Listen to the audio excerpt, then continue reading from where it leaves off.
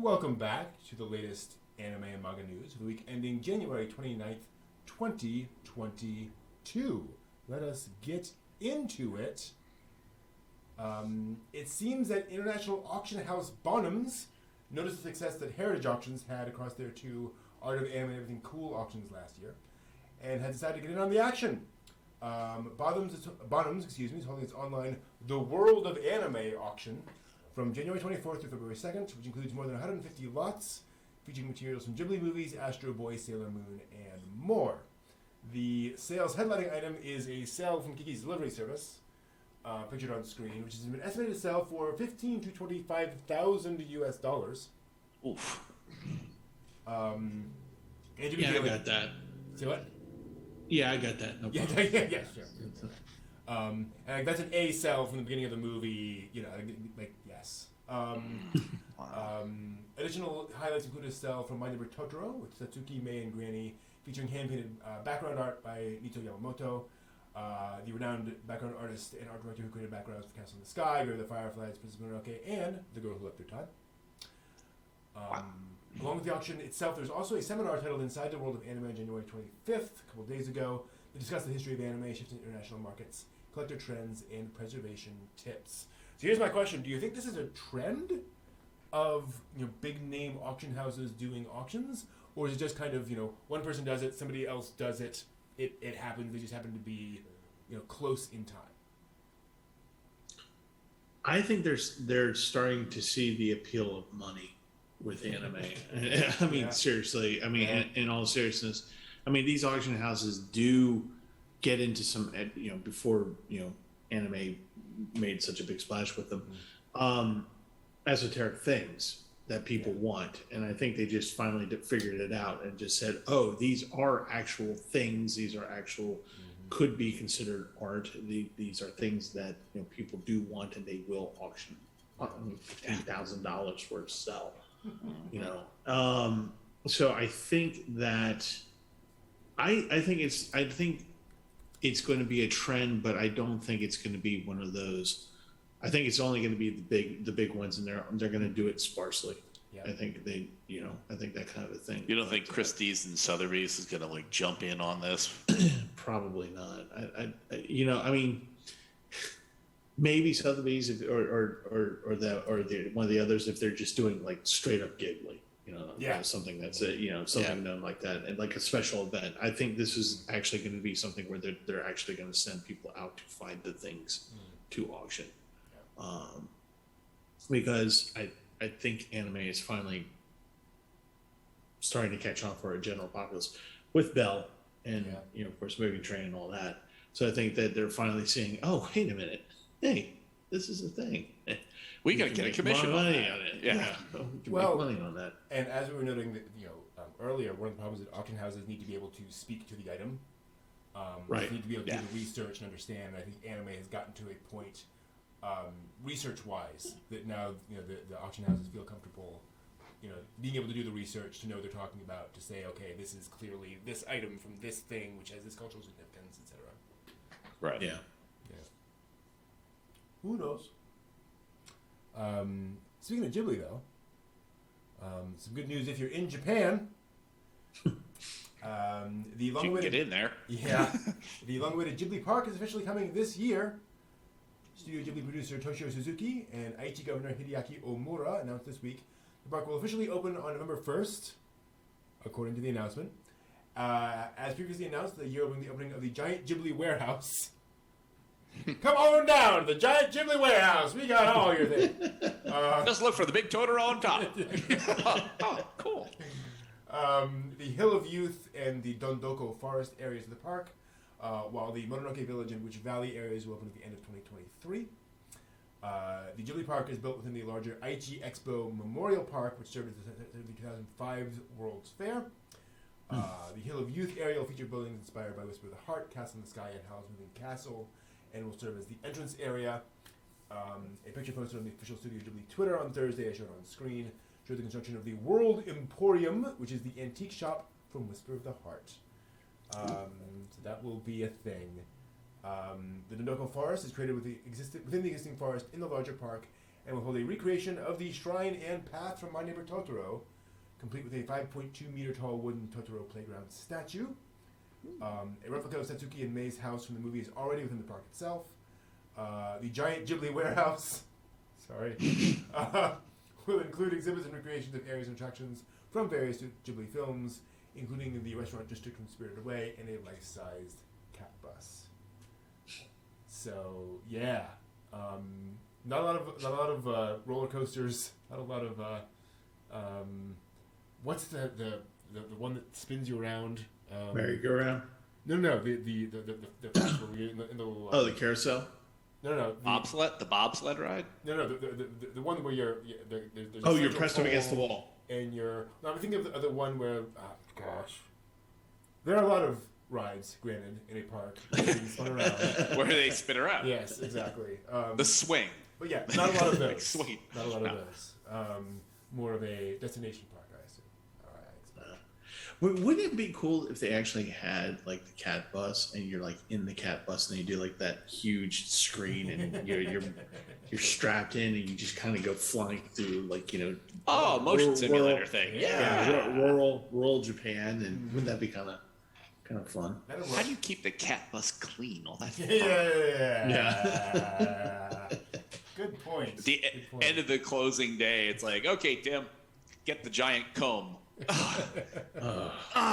Jeez, I hate doing this. We're like, okay, Tim, I hate my life. Rip it all out, throw it in the fire, grab the new set. Start all over again. I was combing a cat bus and I found this kid. What do I do? Yeah, exactly. That was from the tour I earlier. want to stay in the cat bus forever. No, you have to go home. What about the rest of us? The rest of us? How many of you live in the cat bus? More than you can count.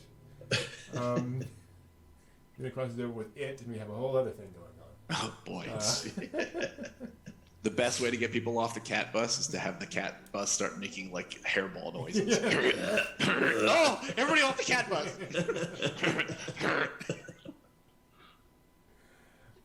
Also this week, manga creator Satoshi Mitsukami revealed his Lucifer and the Biscuit Hammer manga, which ran from 2005 to 2010, is inspiring a TV anime adaptation coming this summer. The, quote, unconventional story that makes his ordinary life with a bizarre and supernatural, end quote, follows college student Asamiya, whose normal life is suddenly turned upside down when a lizard shows up and asks him to save the world. I have read this manga. It's wonderful. It is one of my favorite shonen manga. It deals with some surprisingly dark themes while maintaining a generally light tone all the way through. If you like that kind of back and forth between fun shonen action and, oh, wow, that happened to that person. That's the kind of thing it has. And again, it's like it's 10 volumes. So there's a very clear beginning, middle, end. So that's cool too. Yui and Satsuki Shina's Bibliophile Princess light novel series also revealed a TV anime premiering sometime this year, presumably the latter half of the year. It is a shoujo fantasy romance, they claim. Book-loving lady Eliana spots her betrothed consorting with another noble lady and assumes he must be in love with someone else, but soon learns there is far more going on under the surface than she ever imagined. So, exactly, absolutely. Author Kichi Kozusu's A Record of the Strongest Onmyoji's Reincarnation to Another World light novel series, revealed in upcoming anime. Isekai features a main character being reincarnated from another world as usual, but instead of coming from our reality, he's reincarnated from a world that already had magic.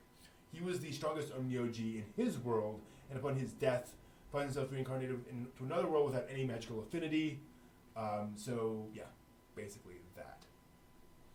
So, I kind of would like to see an isekai of like someone who's like a mage in the world gets killed and he's isekai'd here as a janitor. Yeah. Now, does he still have his mage powers? No. Okay. But he retains all memory of his past glory as he's. Well, how about the Demon Lord as a part-timer? Did you ever see the Demon Lord as a part-timer, I didn't Steve? see that. No. That's where the Demon Lord works at McDonald's. Day one, here's a mop. Yeah. The great Jahi is one from this past season where she's trying to regain her magical powers, but she's like the second in charge after the Great Demon Lord. She ends up here with no magic. And so she has to collect soul stones that have magic in them to use magic. So it's like, those are kind of fun to see. Like, oh, you take these high, powerful characters, and it's like, hey, one dude's a McDonald's worker. That's fantastic. Speaking of, Or once, oh, go ahead. no, I was gonna say, once you were a powerful mage, now you change urinal cakes. Yeah. Yep. Life. Speaking of kind of downgrades, Visual Arts Keys mixed media project Prima Doll is also getting a TV anime this year.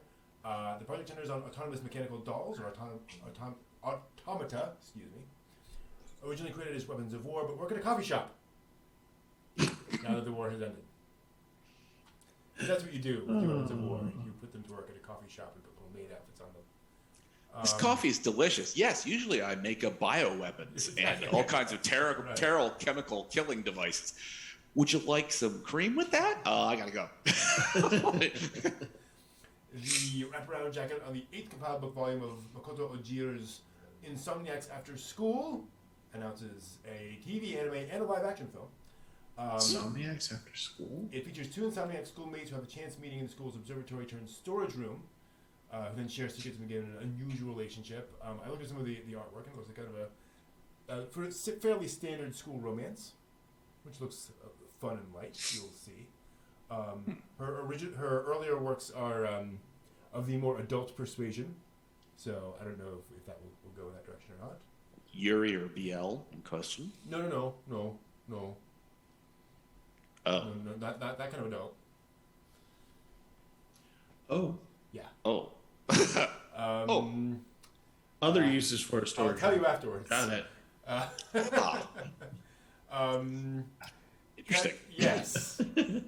Kanekawa announced last Wednesday that Handyman Saito in Another World, the manga is getting a TV, anime, a heartwarming Another World fantasy starring an ordinary handyman who is, of course, reincarnated and uses handyman skills to help his dungeon exploration party. Sounds fun. I don't think it'll be a big drama. I can hammer this. This looks like the perfect place for a beveled edge. Okay. And anybody got a plumb bob? Kanekawa also revealed a teaser for an upcoming anime based on God's Game We Play, light novels, which centered on supreme gods who, having too much time in their hands, create the ultimate intellectual game to compete in. And a former goddess decides to find the most skilled human of the era at games and brings him along with her to challenge the gods. No game in her life. Checkers? Who knows? A TV anime has been greenlit for a 3D mecha shooter game called Alice Gear Aegis, with some staff from the game's previous OVA returning to make the full series. It features cute girls fighting mysterious machine life forms, which we might have seen once or twice before, but still usually fun. You know. A teaser video revealed a new anime project for the bottom tier character Tomozaki light novel series. The franchise's first anime premiered in January of last year and follows an expert gamer who struggles to fit in the game of real life. Something I think we have all experienced at some point. It was announced at a live-streamed Mahjong tournament 2 weekends ago that a comical TV anime adaptation of a free-to-play Mahjong game called Mahjong Soul has been greenlit. It'll be called the Jong Tama Pong. Premiere in April. The third film has been announced in the modern space battleship Yamato film series remake, Be Forever Yamato Rebel 3199, because they love their numbers. Yeah. Which is pulled from the 1980 sequel to the original Yamato anime project, which is called Be Forever Yamato. The new film follows Space Battleship Yamato 2205, The New Voyage Part 2 Stasha. Deep breath. I thought the Leiji-verse was complicated. They've made just the Yamato-verse complicated. Jeez. Well, this one, they've opened a new cafeteria in the Yamato, and they have to get the ice cream machine working. And who's the It's staff a very... of the cafe? The coffee shop, may I ask? They're all former war robots. Right? Oh, I see. Who've all been It's from... Yeah, it's a very complex universe. Netflix has announced a new anime live-action hybrid film, Adam by Eve, a live-in animation or a live-in animation, I don't know, to debut both on Netflix and in Japanese theaters, interestingly, on March 15th. It'll feature animation by Studio Kara, of Evangelion fame, and it'll focus on a singer named Eve, which is probably a hint, and will include both footage of the singer performing and a unique storyline about a mysterious creature appearing in people's dreams. So it's like an interesting sort of weird hybrid thing. Freddy Krueger. Yeah, exactly. NBC Universal and Hifumi Inc. have teamed up to create a new project called Voicescape, which will express acting and songs in the form of picture drama. I have no idea what that means. But renowned anime director Seiichi Mitsushima of Fullmetal Alchemist and Multi Gundam 00 will serve as the project's executive producer of drama and music. That's interesting. The project's first installment, It's Not the End of the World Yet,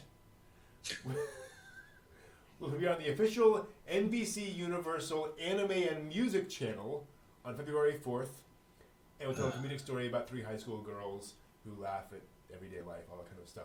I repeat again, the official NBC Universal Anime and Music channel. Yeah. Wow, dude. Whoa. That's the actual takeaway. Yeah. NBC Universal's got some interesting plans. When we were doing the watch party, what came up at I can't remember what the anime was, but first thing that comes up is bum bum bum da da, and then here comes the Universal. Yeah, Universal. I'm like, like, wow, okay, we're not getting a Toho thing, we're not getting like Toei, we're not getting any of that. No, it's freaking Universal rolling across the screen. Like, I'll be jiggered. Again, Steve, to your comment, where's the money? Yeah. Oh, it's over here. Let's do that too. Shonen Jump Plus has Singapore Entertainment to launch a new collaborative project, Komuc, C-O-M-U-C, which will be the goal of each company using their respective strengths to create a new format of entertainment featuring Shueisha's manga, the com portion of the name for comics, and music, and the muck portion. Com muck. In the muck and mire. Oh, that's gonna be great. Because when you're shortening music, you just shorten that to muck.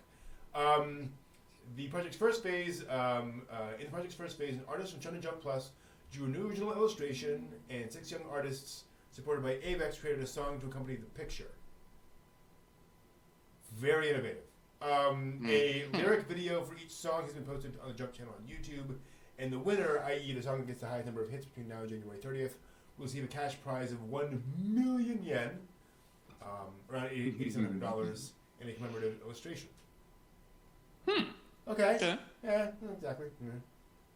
The creator of the long-running Dokaben baseball manga, among others, has passed away at the age of 82, Shinji Mitsushima. A smartphone game was announced based on the classic Baki franchise to commemorate the 30th anniversary. It'll be called Baki King of Souls. It'll feature fighters from both the Baki and Baki Hanma anime and a hand-to-hand combat RPG. Sailor Moon, also getting ready to celebrate its 30th anniversary. Can you believe that? Wow. Unsurprisingly, there's been a large number of events and collaborations, including a crossover with Sanrio and a limited-time museum for later this year. Pandora Hearts is young compared to Sailor Moon and Baki, but its 15th anniversary is still a cause for celebration. And the limited-time museum and cafe will open in Tokyo and other cities in April. On March 8th of this year will mark the 100th anniversary of the birth of manga artist Shigeru Mizuki, known for Gege no Kitaro, Kappa no Senpai, Akuma-kun, and others. But let's be honest, mostly Gege no Kitaro. To celebrate the occasion, his home prefecture of Tottori will be holding a special commemorative celebration at his museum on March 6th, with a talk by his wife and daughters, and such. There'll be new announcements for the 100th anniversary project, which so far featured a new anime adaptation of Akuma-kun, a new anime film and stage play of Kitaro, and any participants who attend the event in cosplay of any of Mitsuki's manga characters will also receive a commemorative 100th anniversary glass tumbler. That's kind of cool. Oh, nice. If you can get there, let me into the country. And then they released a special adult coloring book to commemorate the occasion because apparently that's a thing now. Finally, some good news for Gundam fans who are still having to make the pilgrimage to see the life-size moving Gundam's mobile suit in person. The Gundam Factory Yokohama will remain open until March 31st of 2023, a full year more than was originally planned. Of course, this is due to the COVID-19 pandemic and associated states of emergency throughout Japan. It'll be closing from mid-May to mid-July for maintenance, however, so don't schedule your trip for those months. Also, Premium Bandai will once again offer the model kits and other items previously exclusive to Gundam Factory Yokohama from January 31st to February 15th. So that's nice of them. Keeping it open, keeping it going. For a little while. It will be mine. Here's hoping. Someday, somehow. It will be mine. And that's all. You know, with Mizuki Sensei's 100th, I would love to have seen somebody make a film of Onward to Our Noble Death. Yeah. You know, because that'd be definitely a thing. Oh boy. Yeah. Yeah. I wouldn't mind seeing like Nanunba. Yeah. Some of his more lesser known works. More lesser known works. Wow, I'm tired. That's the news for the week. See you next week.